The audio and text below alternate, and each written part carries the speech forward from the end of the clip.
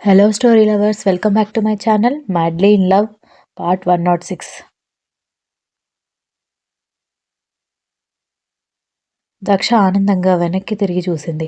నిజానికి అతను ఆమె చేతిని పట్టుకోలేదు. అతని షర్ట్కి ఆమె బ్యాంగిల్ ఇరుక్కుపోవడంతో ఆపడానికి చేయి పట్టుకున్నాడని ఆమె అనుకుంది. కానీ అతను అలాగే రిలాక్స్డ్గా వెనక్కి వాలి కూర్చొని అలాగే చూస్తూ కనిపించడంతో విసురుగా కన్నీళ్లు తుడుచుకొని షర్టు నుంచి బ్యాంగిల్ విడిపించుకోవడానికి ట్రై చేసి తన వల్ల కాక బ్యాంగిల్లో నుంచి చేతిని వెనక్కి తీసుకొని అక్కడి నుంచి వెళ్ళిపోయింది.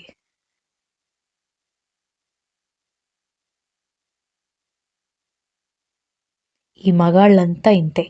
ఏం తోస్తే అదే మాట్లాడడం. కనీసం అవతల వాళ్ళు హర్ట్ అవుతారని కూడా లేదు. అదే నేను అలా మాట్లాడితే ఊరుకుంటారా అనుకుంటూ విసురుగా కిందకొచ్చేసరికి అందరూ తనని క్వశ్చన్ చేస్తున్నట్టుగా చూసేసరికి అబ్బా! ఇప్పుడు పైన ఏం జరిగిందో అని అడుగుతారు. ఏం చెప్పి చావాలి అనుకుంటూ వెనక్కి వెళ్ళే మార్గం లేక ఆల్మోస్ట్ మెట్లు మొత్తం దిగి చివరి 2 మెట్ల దగ్గర ఆగిపోవడంతో తప్పక 2 మెట్లు దిగి వంటగదిలోకి వెళ్తుంటే ఏమైంది దక్ష? కర్ణ ఎందుకలా అరిచాడు? అని అందరూ ఒకేసారి అడిగారు. దాంతో ఫస్ట్ కంగారుగా అనిపించినా ఆ వెంటనే తమాయించుకొని లేని నవ్వు తెచ్చుకుంటూ అదేం లేదు, షర్ట్ ఏదో కనిపించలేదని దాన్ని వెతకడానికి అలా అరిచారు అనగానే అందరూ అనుమానం ప్లస్ వెటకారం కలిపి చూస్తుంటే ఏమైంది అని అడిగింది అయోమయంగా.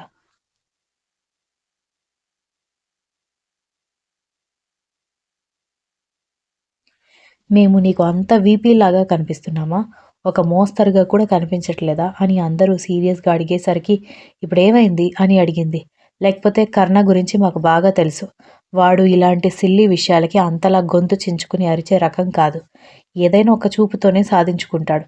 బాగా మండితే ఎవరూ కదిలించుకుంటే తప్ప వాడి టోన్‌లో ఆ యాంగ్రీనెస్ కనిపించదు అని వాళ్ళు చెప్పగానే బాబోయ్! వీళ్ళందరూ ఎందుకు ఇంత ఇంటెలిజెంట్‌గా ఉన్నారు అనుకుంటూ పళ్ళు ఇకిలిస్తూ నవ్వుతూ నిజంగా చెబుతున్నాను. షర్ట్ కనిపించలేదు. నాకు వినపడాలి కదా! అందుకే అలా అరిచారు అనగానే మేం చచ్చినా నమ్మం అనేసరికి నమ్మకండి. మిమ్మల్ని నమ్మించడానికి అబద్ధం నేను చెప్పలేను కదా! ఉన్న నిజం చెబితే నమ్మడానికి మీకు బాధగా ఉంటే నేనేం చేయను అని కోపంగా చెప్పి వంటగదిలోకెళ్ళేసరికి ఆశ్చర్యంగా అందరూ ఒకరినొకరు చూసుకున్నారు.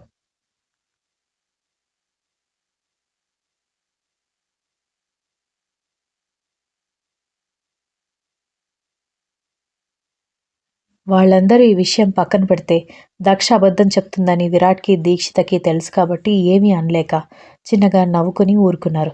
ఆ తర్వాత అందరూ డిన్నర్‌కి కూర్చోవడంతో దక్ష అందరికీ వడ్డిస్తూ మాటి మాటికి మెట్ల వైపు చూస్తుంటే అన్నిసార్లు అటు చూసే బదులు వెళ్ళి వాడిని పిలుచుకొని రావచ్చు కదా!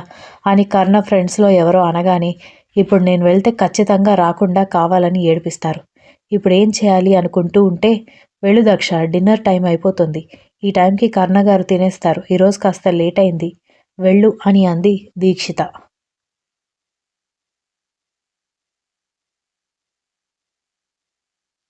అలాగే అక్క అంటూ ఇక వాళ్ళెవరూ వదిలేలా లేకపోవడంతో మెట్లెక్కి కర్ణ దగ్గరికి వెళ్ళింది.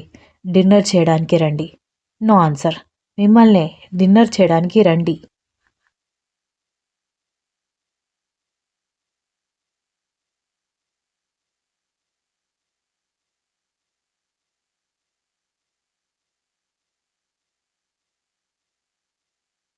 No answer.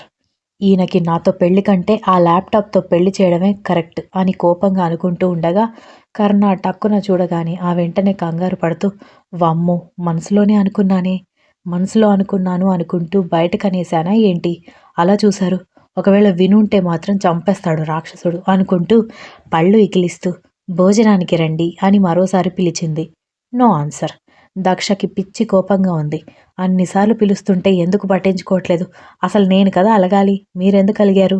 హర్ట్ అయింది నేను అని దక్ష మూతి ముడుచుకొని చెబుతున్నా కూడా కర్ణ రిప్లై ఇవ్వకపోవడంతో దక్షకి కళ్ళు తిరిగినంత పనైంది.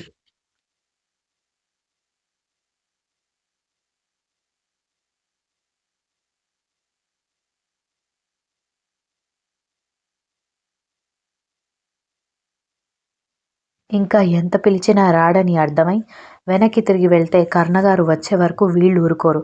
ఏం చేయాలిరా భగవంతుడా! ముందు నుయ్యి వెనక గొయ్యి అంటే ఇలాగే ఉంటుందేమో అనుకుంటూ తప్పక కిందకొచ్చేసరికి ఏమైంది వాడెక్కడా అని అడగడంతో రూమ్‌కి డిన్నర్ తీసుకురమ్మని అడిగారు అనగానే ఓహో! సార్‌కి లోన్లీ డిన్నర్ కావాలా అని అన్నారు వాళ్ళు. టీజ్ చేస్తూ. అవును అని ఫేక్ స్మైల్ ఇస్తూ ఒక ప్లేట్ తీసుకుని అందులో కర్ణ తినే ఐటమ్స్ వరకు వడ్డించుకుని నువ్వు భోజనం చేసేటప్పుడు పిలువక్క వస్తాను అంటూ దక్ష పైకి వెళ్ళడంతో క్యూట్ కపుల్ కదా అనుకున్నారు అందరూ. మీ బొందరా మీ బొంద. లవ్ వార్ జరుగుతోంది. కానీ అందులో ఎప్పుడు ఓటమిని చవిచూసేది దక్ష మాత్రమే అనుకున్నాడు విరాట్ వాళ్ళందరి మాటలు వింటూ. రూంలోకి వెళ్ళి కర్ణ దగ్గరికి వెళ్ళి నిలబడి ఆ పట్టండి అంది. కర్ణ ఏం రియాక్షన్ ఇవ్వకపోవడంతో చూడండి ఇప్పుడు గనక మీరు తినకపోతే నేను కూడా తినలేను. ప్లీజ్ తినండి. అసలు మీరిప్పుడు ఎందుకు అలిగారో కూడా నాకు అర్థం కావట్లేదు. నేను కదా అలగాలి. అటు ఆ రెస్పాన్సెస్ వల్ల, ఇటు మీ మాటల వల్ల హర్ట్ అయింది నేనైతే మీరెందుకు అలిగి కూర్చున్నారో నాకసలు అర్థం కావట్లేదు అని బాధగా అడిగింది దక్ష. Same silence. ఇప్పుడు కూడా కర్ణ ఏం మాట్లాడలేదు.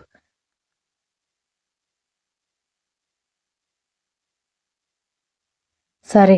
మీకు నాతో మాట్లాడడం ఇష్టం లేకపోతే మాట్లాడకండి. కానీ ఆ కోపం భోజనం మీద చూపించడం కరెక్ట్ కాదు. పైగా మీలాగా ఆకలికి వాల్యూ ఇస్తూ పర్ఫెక్ట్ డైట్‌లో ఉండేవాళ్ళు అస్సలు అన్నం మీద అలగకూడదు. భోజనం చేయండి నేను వెళ్తాను అని దక్ష స్థిరంగా చెప్పింది. కర్ణ షార్ప్‌గా చూడ్డంతో కళ్ళ నిండా నీళ్లు నింపుకొని తల పక్కకి తిప్పుకొని కన్నీళ్లు తుడుచుకుంటున్న దక్షని చూసేసరికి కర్ణకి కోపం తారాస్థాయికి చేరింది.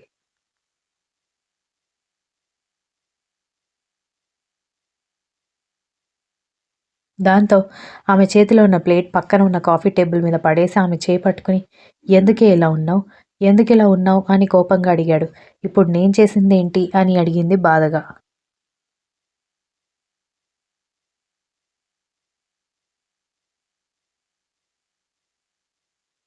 ఎడమ చేత్తో ఆమె 2 చేతులని పట్టుకుని కోపంగా చూస్తూ ఆమె కళ్ళలో నుంచి నీళ్లొస్తున్నా కేర్ చేయకుండా ప్రతి దానికి ఏడవడం తప్పితే దేన్ని సాధించుకోవడం తెలియనప్పుడు ఎందుకు బ్రతుకుతున్నావే? You know what I hate these type of persons. I don't know. I don't understand why I love you అని అన్నాడు. అంటే ఇప్పుడు నన్ను ప్రేమించినందుకు మీరు బాధపడుతున్నారా? అని దక్ష అడగడంతో కర్ణ చిరాగ్గా చూశాడు.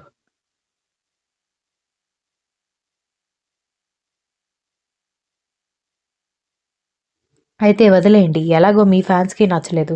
ఇప్పుడు మీకు కూడా నచ్చట్లేదు అని అంటున్న దక్ష మాట చురుక్కుమన్న అతని చూపుతో ఆగిపోయింది. అతను కళ్ళు మూసుకొని మొహం పక్కకి తిప్పుకొని ఉండేసరికి ఇంకొకసారి మాట జారావనుకో చంపేస్తాను. వద్దన్న పని చేసి హర్ట్ అయ్యి నేనేదో నిన్ను ఇబ్బంది పెడుతున్నట్టు మాట్లాడుతున్నావు. నువ్వు తప్పులు చేసినప్పుడు నీ సిల్లీనెస్ నాకు చిరాకు తెప్పించినప్పుడు తప్ప నా అంతట నేనెప్పుడైనా నా కోపం నీ మీద చూపించానా? అని అడిగాడు కర్ణ. దాంతో అతన్ని చూసింది దక్ష.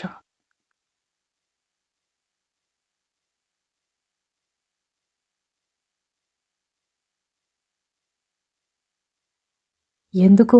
నీ కామన్ సెన్స్ యూజ్ చేయవు. క్రేజీగా ఏదో ఒకటి చేయడం. లాస్ట్‌లో నీ కోసం ఆలోచించే వాళ్ళని హర్ట్ చేయడం అని కర్ణ అసహనంగా చెబుతూ ఉంటే, తాను చేసే పనుల వల్ల తాను దూరం అయితే హర్ట్ అయ్యేది కర్ణ కాబట్టి అతను తన గురించే చెప్తున్నాడని అర్థమై కర్ణ వైపు చూసింది దక్ష. కోపం గట్టు దాటుతుంటే బాల్కనీకి వెళ్ళి అటూ ఇటూ తిరుగుతూ ఉన్నాడు. దక్ష అలాగే కళ్ళు మూసుకుని అలాగే ఉండిపోయింది. కర్ణ మాటల గురించి ఆలోచిస్తూ, తను పెట్టిన పోస్ట్‌కి వచ్చిన రెస్పాన్స్ గురించి ఆలోచిస్తూ తలంతా గందరగోళంగా ఉండడంతో పిచ్చెక్కినట్టుగా అయిపోయేసరికి చాలాసేపు ఆలోచించి జుట్టు ముడిపెట్టుకుని అలాగే బెడ్ మీద భుజం మీద తల వాల్చుకొని కూర్చుంది.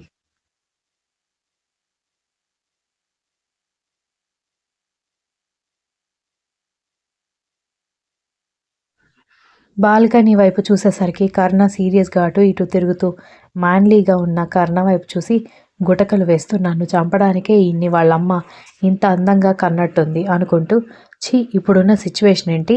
నేను ఆలోచించేదేంటి? అనుకుంటూ బాల్కనీకి వెళ్ళి ఇంకొకసారి ఎవరి మాటల గురించి ఆలోచించను. ఫీల్ అవ్వను. మిమ్మల్ని వదిలిపెట్టి వెళ్ళిపోయి ఆలోచన అస్సలు చేయను అంటున్న ఆమె మాటలకి గట్టిగా కళ్ళు మూసుకొని అక్కడి నుంచి వెళ్ళిపోవడానికి ట్రై చేశాడు. కానీ ఆమె వెళ్ళనివ్వకుండా అడ్డుగా వచ్చి నిలబడి సారీ చెప్తున్నాను కదా! ఇలా సైలెంట్ ట్రీట్మెంట్ ఇస్తూ అవతల వాళ్ళని పిచ్చోళ్ళని చేయడం న్యాయం కాదు అని చెప్పి కంగారుగా కళ్ళు మూసుకొని ఎంతసేపటికి ఎలాంటి రెస్పాన్స్ లేకపోవడంతో లైట్‌గా కళ్ళెత్తి కర్ణ వైపు చూసేసరికి సీరియస్‌గా చూస్తూ కనపడ్డాడు.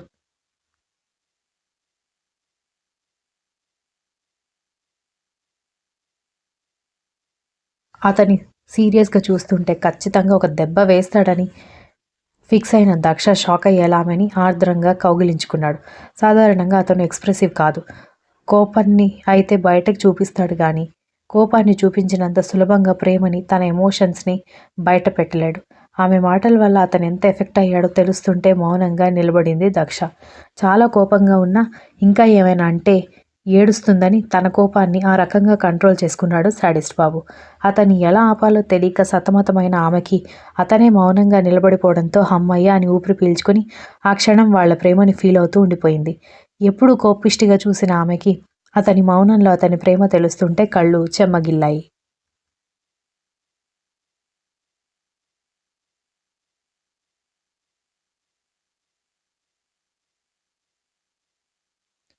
నిన్ను ఎప్పటికీ వదిలేసి వెళ్ళిపోను. మీరు లేకుండా బ్రతకడం నాకు తెలిస్తే కదా అని మౌనంగా అతని మనసుతో సంభాషిస్తూ ఉండిపోయింది. అన్నిసార్లు ప్రేమని మాటల్లో చెప్పడం కుదరదు. కొన్నిసార్లు మౌనం సంభాషిస్తుంది. అతని ఆటోగ్రాఫ్ దొరికితే చాలు అనుకునే లక్షలాది ఆడపిల్లల్లో అసలు కలలోనైనా ఊహించనటువంటి అతని ప్రేమ ఆమెకి దక్కడం ఇంకా ఆమెకి ఆశ్చర్యంగానే ఉంటే తన కోసం తాపత్రయపడ్డం ఆమెకి ఇంకా నచ్చేస్తుంది. ఆ సమయంలో తల్లిదండ్రి గాని, తనను ద్వేషించే శాంభవి, మోహన్ రామ, సంగవి గాని ఆమెకి జ్ఞాపకం రాలేదు. ప్రపంచమే వాళ్ళిద్దరైనట్టుగా ఉండిపోయారు.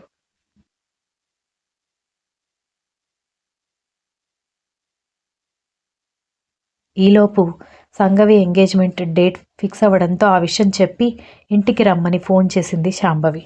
Continuous. If you like the story please like, share, comment and don't forget to subscribe.